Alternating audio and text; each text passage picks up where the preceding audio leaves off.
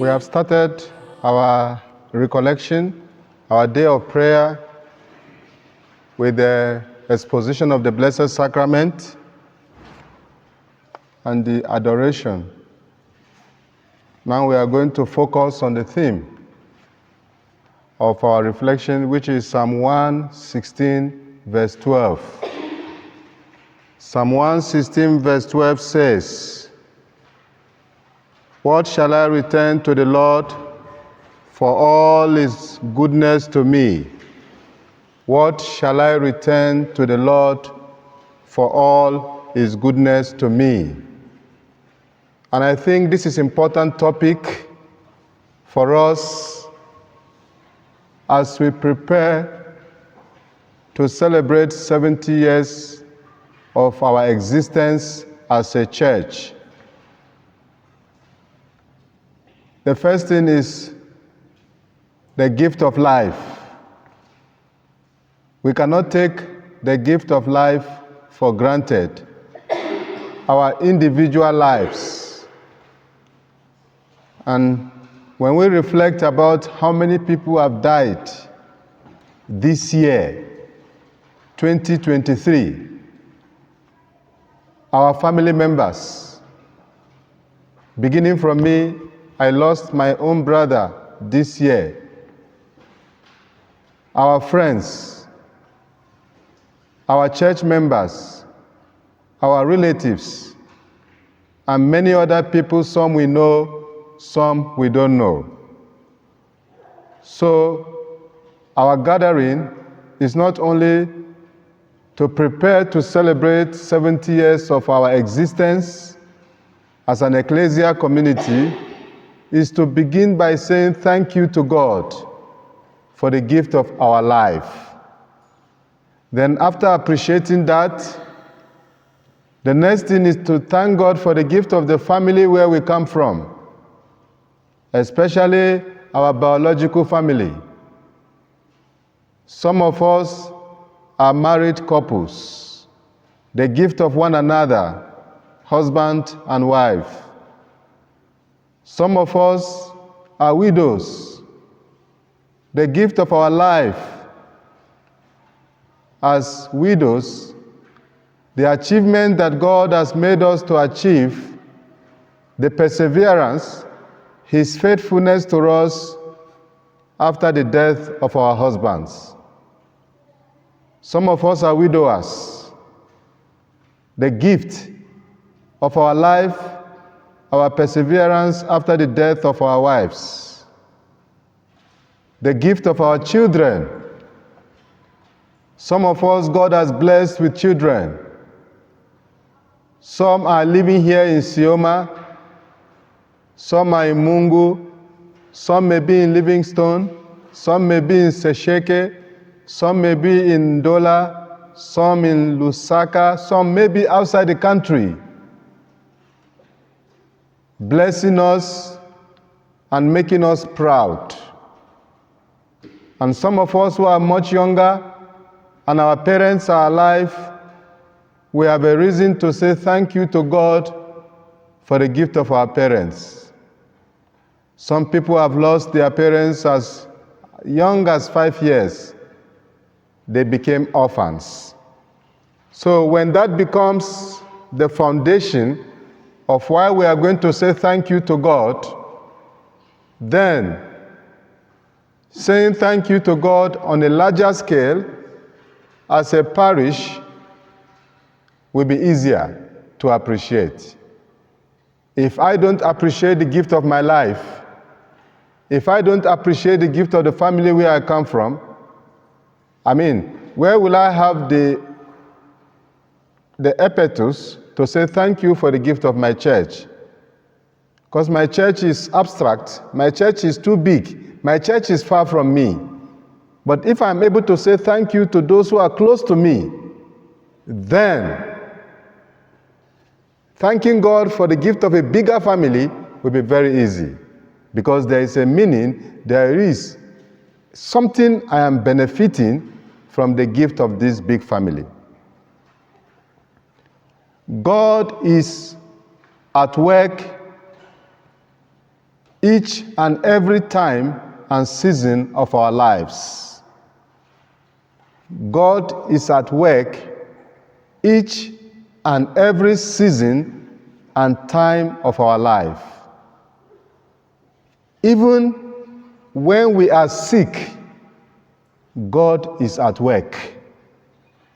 Even in moments of bereavement, God is at work. Even in moments of disappointment, God is at work. Every moment and season of our life, God is at work.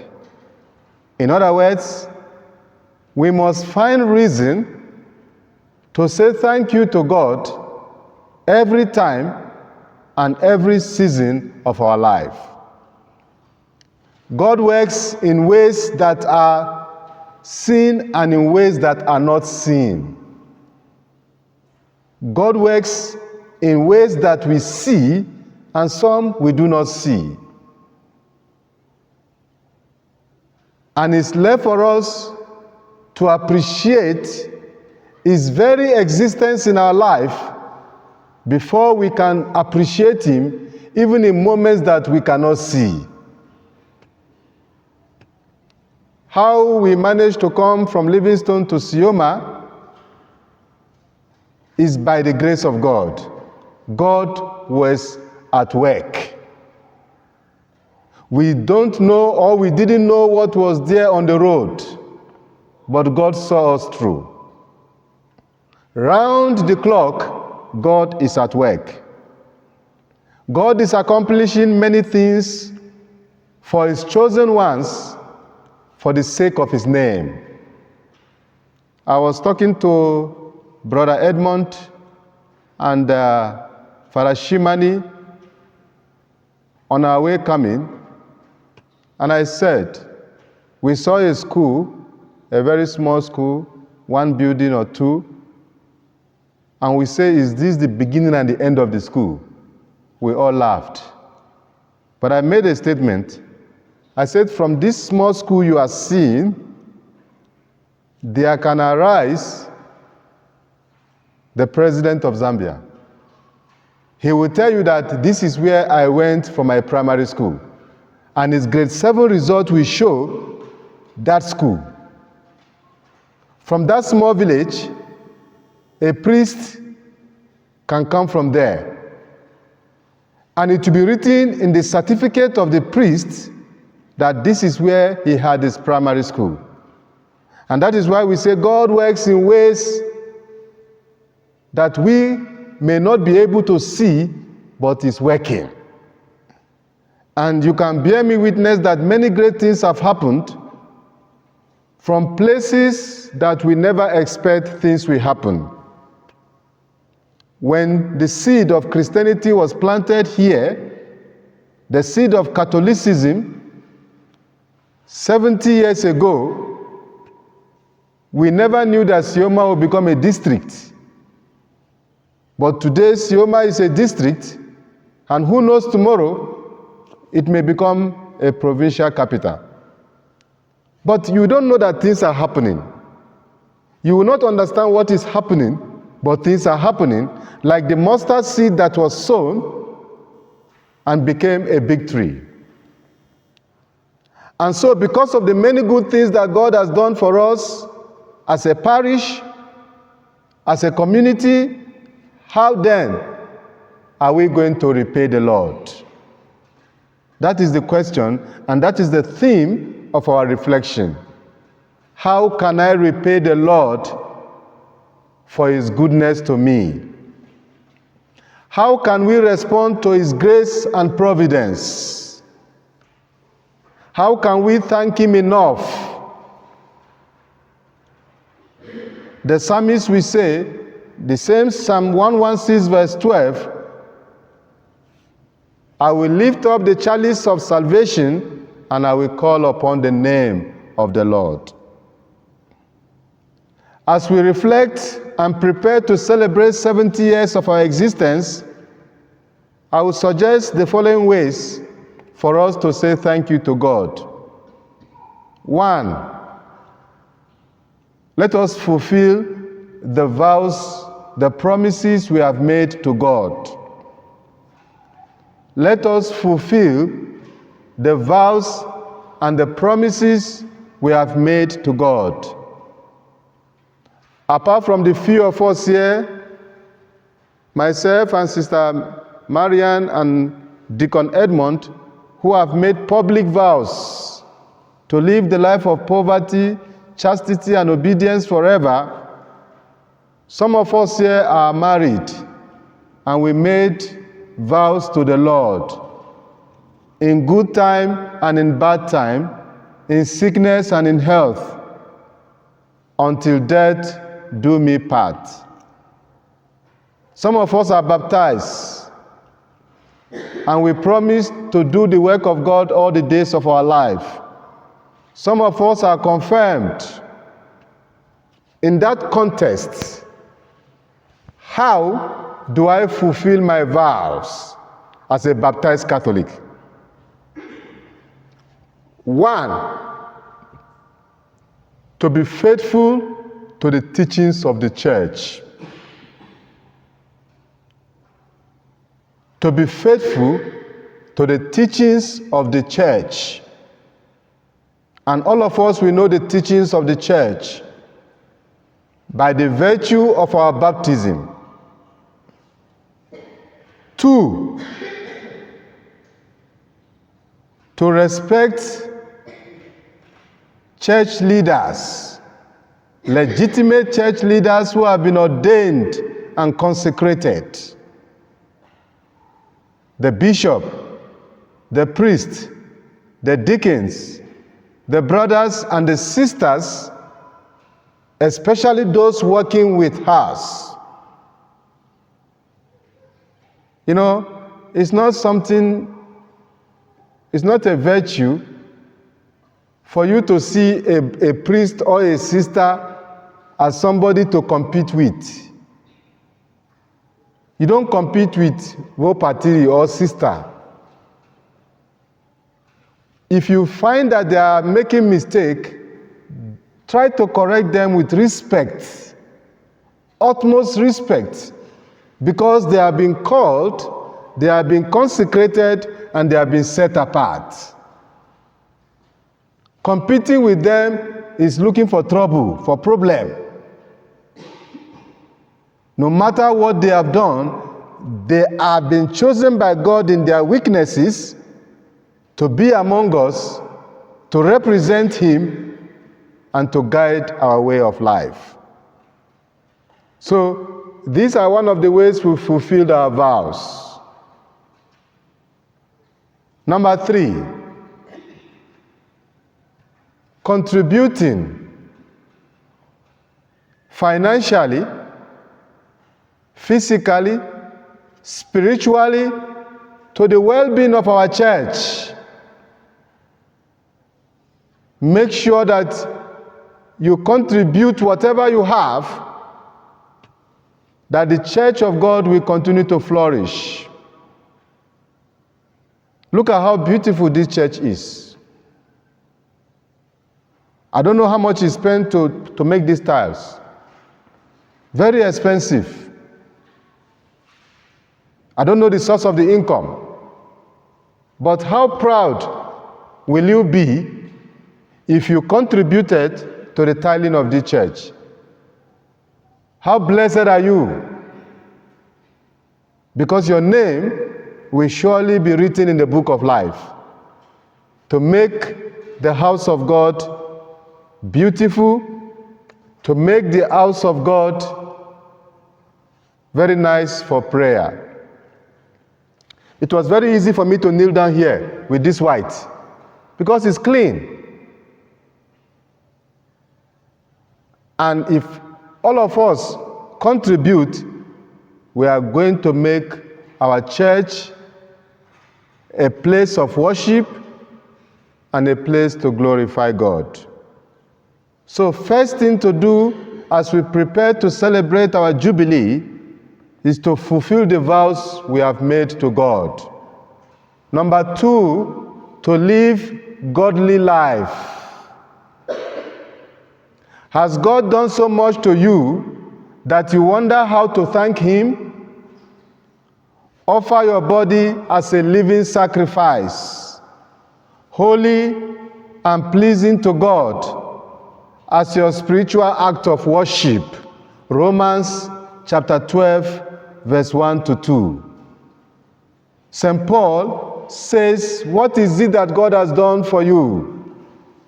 If you feel that God has done something for you, you offer your body as a living sacrifice, holy, pleasing to God, as a spiritual worship.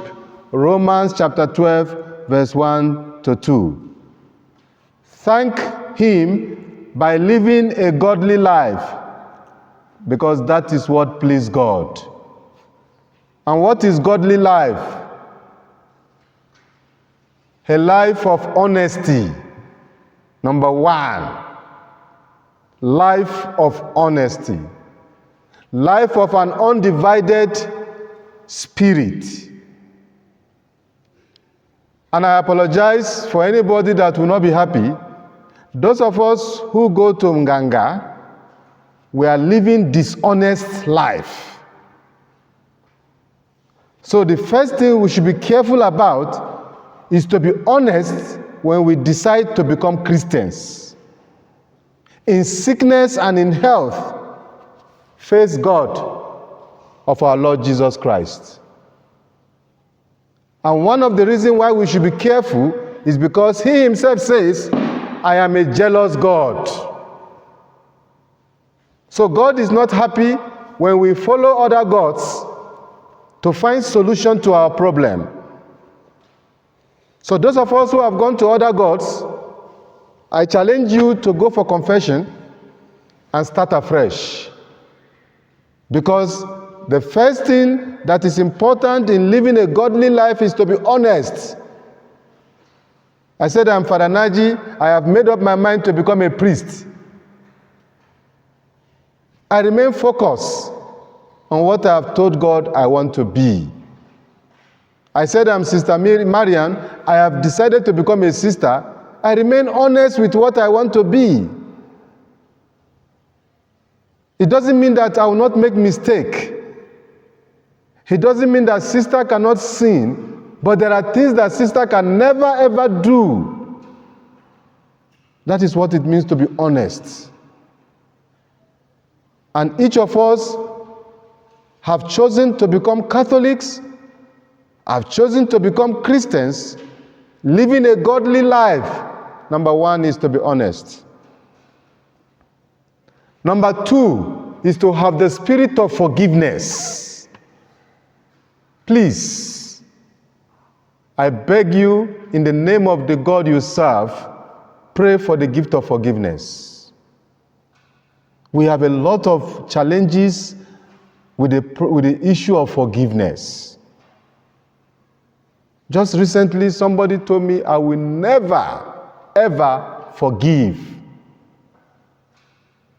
And I felt sad in my heart. So let us learn to forgive. It's an example of living a godly life. Number three, generosity. Learning to share, especially with people that cannot pay us back. There are many people that we can help who will never pay us in our life. Let us not keep everything to ourselves.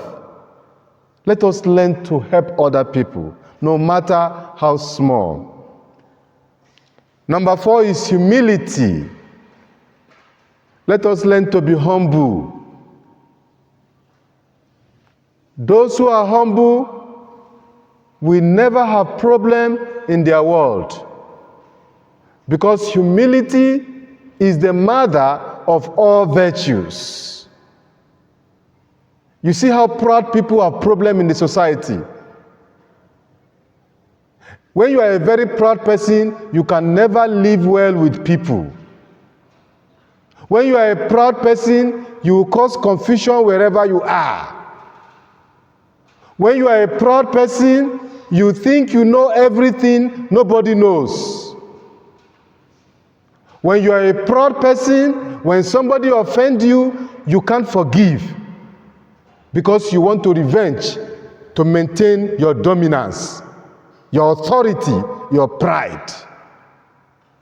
And so, living godly life is to live a life of humility.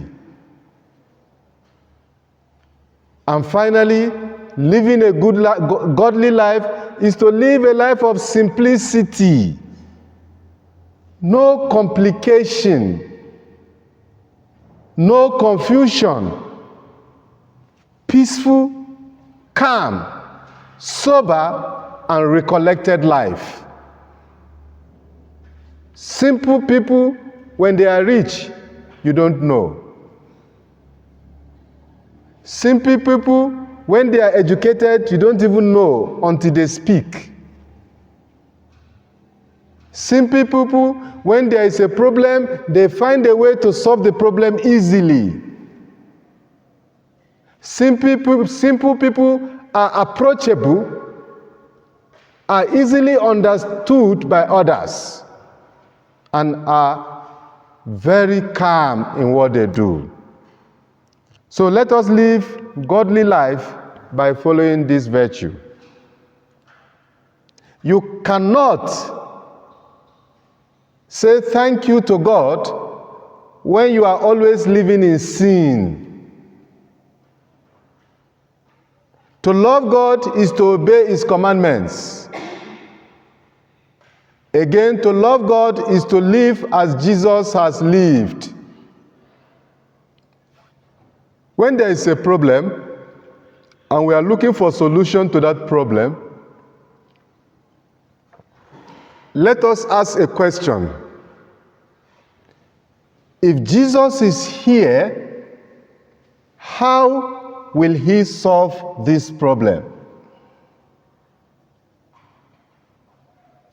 If Jesus is the one in charge of this problem, if Jesus is the one to solve this problem between two people, what will Jesus do? Then we go back to the scripture, we go back to the New Testament and see how Jesus handles problem. And I like giving example of number one, the woman that was caught in the act of adultery. How did Jesus solve the problem? He asked a simple question. If you have not sinned, be the first to do what? To throw a stone. And what happened? Those people who want to kill this woman, what did they do? They went away. And the problem was solved. Zacchaeus, who was a tax collector, who wanted to see Jesus, but people said, no, this man is a sinner. He climbed a tree to see Jesus. They were refusing him to see Jesus. How did Jesus solve the problem? Jesus says, Zacchaeus, calm down. You are also what? The son of Abraham. I will go and eat in your house. Today, salvation has come to your house. So, when we behave like Jesus, we know how to solve problems. We know how to solve conflicts.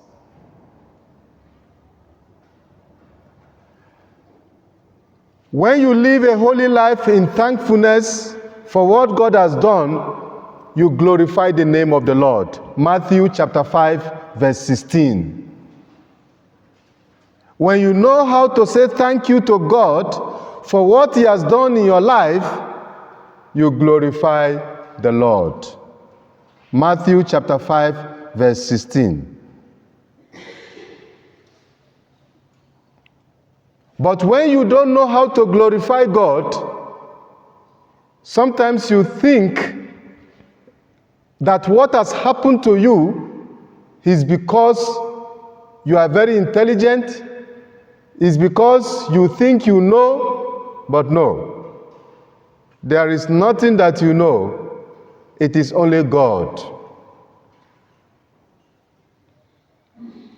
The next thing we do, for those of us who want to thank God for what He has done in our life, how can I repay the Lord for His goodness to me specifically, is to learn to be generous. Let your second name be generosity. Because what you receive from God, you receive freely, and so you are not afraid to give freely. People that are stingy, people that don't know how to give, people that don't know how to share, are simply telling the world that what I have is not a gift from God. So, if you know somebody who is very stingy, if you know somebody who does not know how to share, if you know somebody who does not know how to give,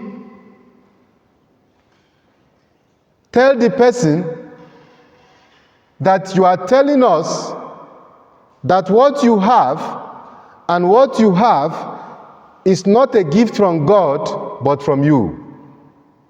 You know, it's very logical. If God has given me something freely, and I know that it's given to me by God freely, it will be very easy for me to share.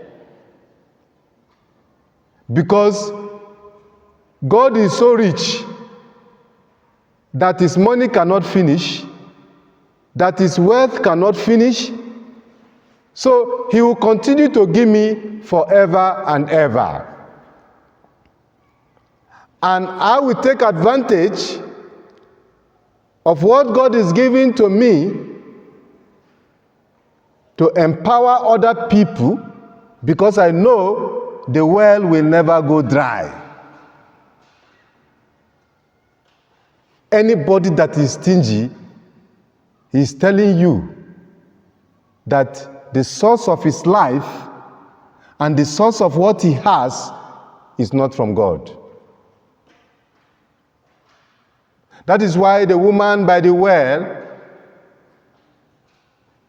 have to praise Jesus when Jesus says, I am the living water. The water you are going to give me, when I take it, I will be thirsty again. But the water I'm going to give you, Jesus says, when you drink it, you will never thirst. And that is a testimony for those who are generous. They are simply saying that the well will never go dry.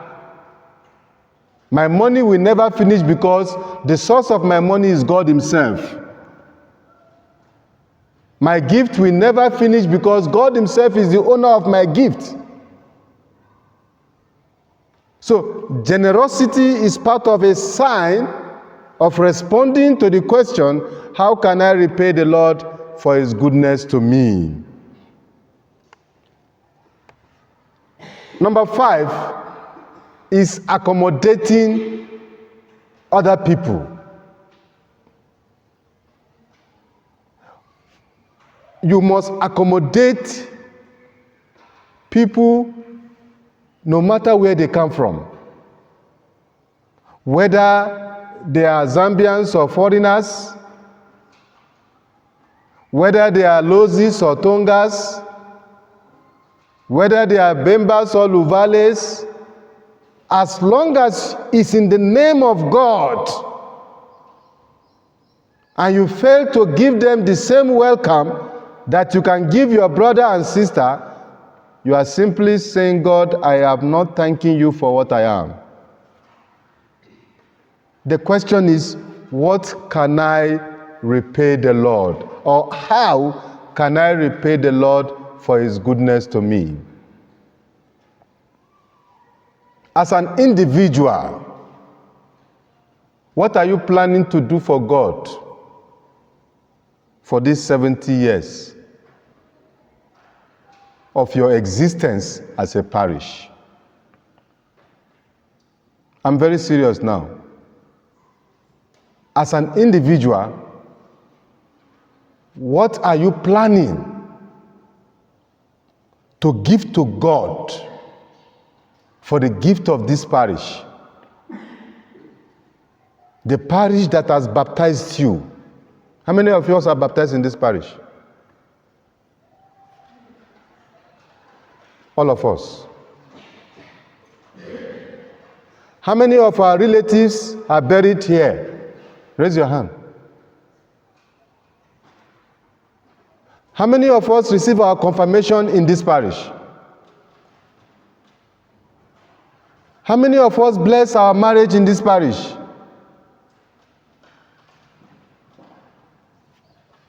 Are you preparing a cow to give this parish as we prepare to celebrate 70 years?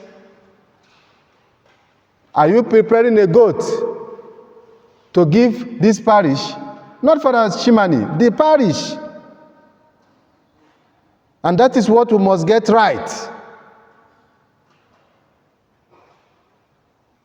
What are you going to give this parish as we prepare to celebrate 70 years? The parish that has built your faith. The parish that has produced priests. The parish that has produced sisters. The parish that has baptized people. The parish that has confirmed people. People received their first Holy Communion in this parish. People were given bursary because of the letters that are written by parish priests in this parish. How are we going to repay the Lord for his goodness to us? Now, as a family, what are you discussing with your children? What are you discussing with your family members to do for this parish as we prepare to celebrate 70 years? Some of us have children in Lusaka. Have you told them that our parish is about to celebrate 70 years? We want your contribution? Some of us have children in Mungu, in Livingstone, teachers, police officers. We have people who are working. Are we not going to involve them in this celebration of 70 years of existence? So these are the questions I would like us to think about. Yes, we have done our best for our church. We have tried our best all these years, but now we are celebrating 70 years. And look at how God has helped us to reach this stage. As I said from the beginning, some have died. Some are sick at home. Some are sick in the hospital. Some are they have lost faith in God. They are not here, and they will not be here. But God has kept us alive. God has kept us faithful. God has kept us persevering. What are we going to say to God? Are we just going to say thank you with our mouth? It's important for us to think seriously as we go through this recollection to see what we can do for God. And I know that God has done something for you, and please do something for God also. God has done something for you, and I ask you to also do something for God as we prepare to celebrate these 70 years as a church. And this will bring us to the end of the first session of our reflection, so that by the time we come back, we shall begin the second session. Thy will be done The